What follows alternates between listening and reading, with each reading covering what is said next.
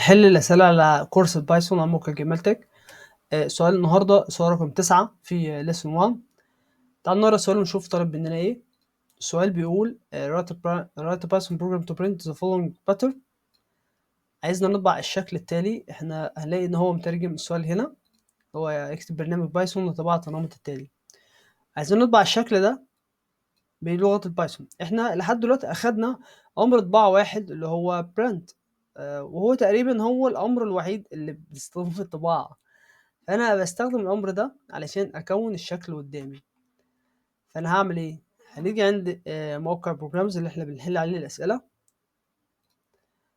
ونبدا بقى نحل نفس السؤال المطلوب مننا نجيب نفس النتيجه بتاعته.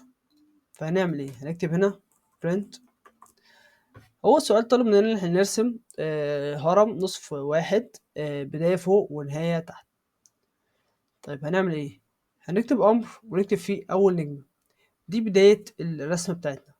طب انا ممكن بدل ما انا اكتب اوامر كتير من الصفر، لا انا هستخدم الامر ده وازود عليه حاجات معينه علشان اكمل بيه حل السؤال بتاعي. ازاي؟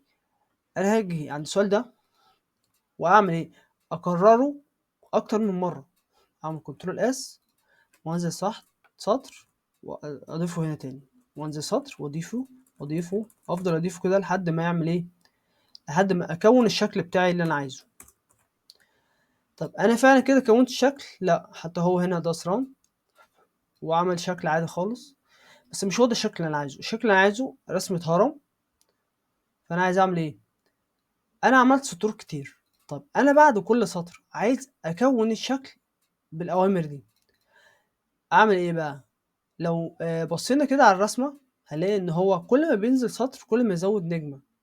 يعني في السطر الاول ضيف نجمة، السطر التاني 2، السطر التالت 3. فبناء على رقم السطر فهو بيزود نجوم. طب انا هعمل كده برضو هنا. السطر التاني هزود 2، التالت ازود 3، الرابع ازود 4، والخامس ازود 5، والسادس ازود 6، والسابع ازود 7. هل هنا دول 7؟ تعال نعدهم. 1 2 3 4 5 6 7.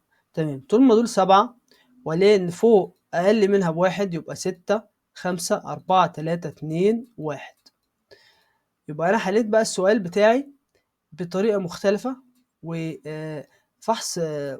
مثلا انا استنتجت من السؤال بتاعي ان هو بينزل سطر ويضيف نجوم على حسب رقم السطر.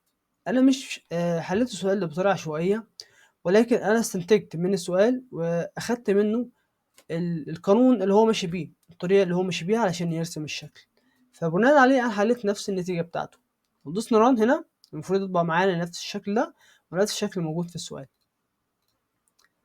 فعلا طبعا معانا نفس الشكل المطلوب، وده الشكل اللي بيكون مطلوب في سؤال.